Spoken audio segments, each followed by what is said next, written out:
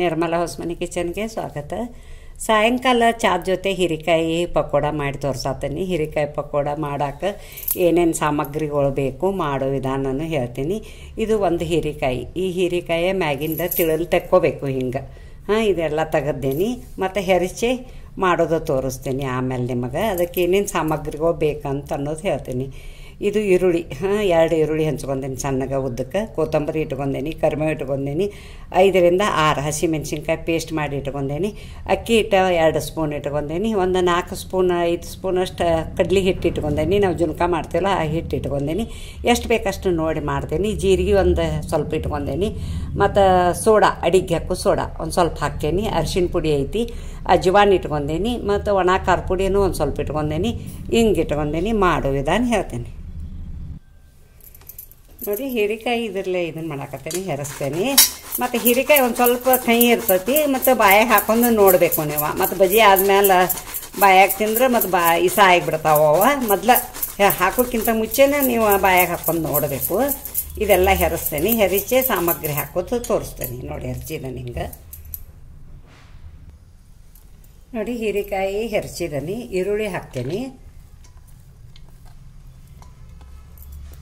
ಕೊತ್ತಂಬರಿ ಹಾಕ್ತೀನಿ, ಕರಿಬೇವು ಹಾಕತ್ತೇನೆ, ಹಸಿ ಮೆಣಸಿನ್ಕಾಯಿ ಪೇಸ್ಟ್. ಇದರಾಗ ರುಚಿಗೆ ತಕ್ಕಷ್ಟು ಉಪ್ಪು ಹಾಕಿಬಿಟ್ಟೇನೆ ನಾನು, ಖಾರ ಅರಿವು ಮುಂದೆ.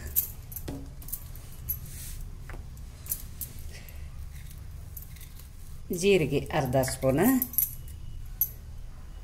ಅರಿಶಿನ ಪುಡಿ ಅರ್ಧ ಸ್ಪೂನ್ ಹಾಕತ್ತೇನೆ. ಸ್ವಲ್ಪ ಹಿಂಗೆ ಹಾಕೀನಿ, ಲೈಟ್ ಒಂದು ಹೋಗ್ಯಾವು.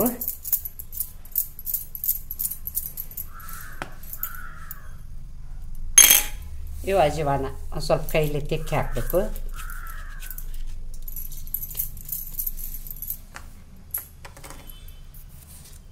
ಸೋಡಾ ಭಾಳ ಹಾಕಬಾರ್ದು, ಸೋಡಾ ಒಂದು ಚಿಟಕ್ ಹಾಕಬೇಕು.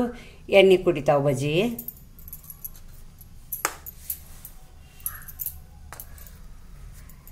ಒಣ ಖಾರ ಪುಡಿ ಒಂದು ಸ್ವಲ್ಪ ಹಾಕತ್ತೇನೆ. ಈ ಸ್ಪೂನ್ಲಿ ಒಂದು ಸ್ಪೂನ್ ಹಾಕತ್ತೇನೆ. ಎಲ್ಲ ಇದನ್ನು ಮಿಕ್ಸ್ ಮಾಡ್ಕೋಬೇಕು.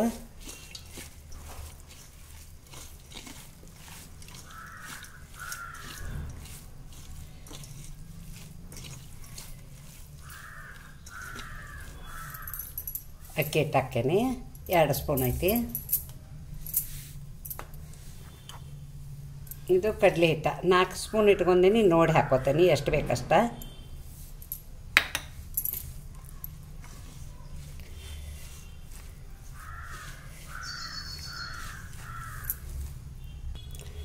ಕಡಲೆ ಹಿಟ್ಟು ಏನು ಒಂದು ಬೌಲ್ ಇಟ್ಕೊಂಡಿಲ್ಲ, ಅದಷ್ಟು ಹಿಟ್ಟು ಹಿಡ್ದೈತಿ. ಅದಿಷ್ಟು ಹಿಟ್ಟು ಹಾಕಿದ್ದೀನಿ. ಸ್ವಲ್ಪ ನೀರು ಹಾಕಿ ಇದನ್ನು ಮಾಡ್ಕೋಬೇಕು. ಫಸ್ಟನ್ನು ನೀರು ಹಾಕ್ಕೋಬಾರ್ದು.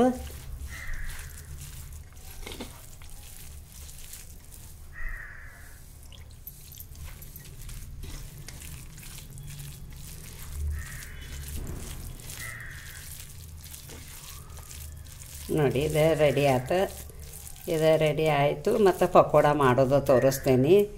ನಾವು ಯೂಟ್ಯೂಬ್ ಚಾನಲ್ ಸಂಬಂಧ ಒಂದು ಸ್ವಲ್ಪ ಹೇಳೋದು ಮನಸ್ಸು ಮಾಡಿದ್ದೇನೆ.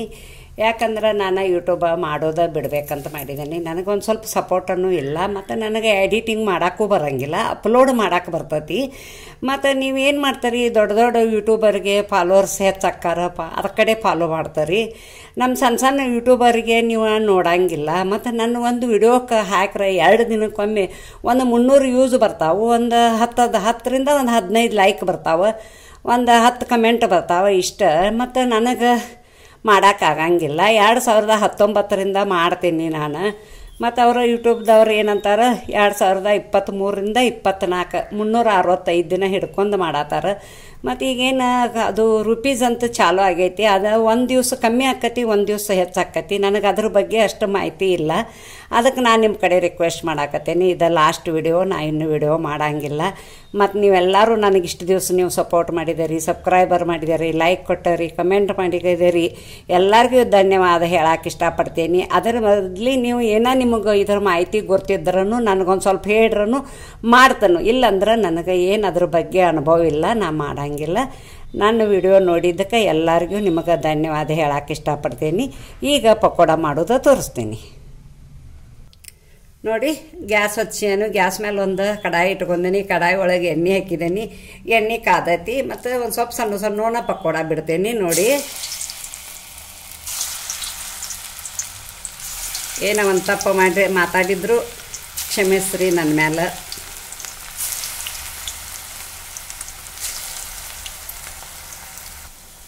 ನೋಡಿ ಇವನ್ನ ಹೊಳ್ಸಾಡಬೇಕು.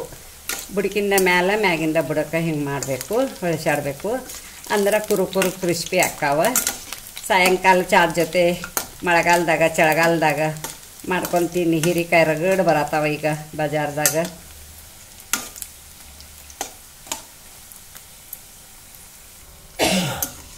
ನೋಡಿ ತೆಗಿತೇನೆ ಇವನ್ನ. ಕರದ್ದಾವು ನೋಡಿ ಈ ಕಲರ್ ಕರ್ಕೋಬೇಕು ನೀವು.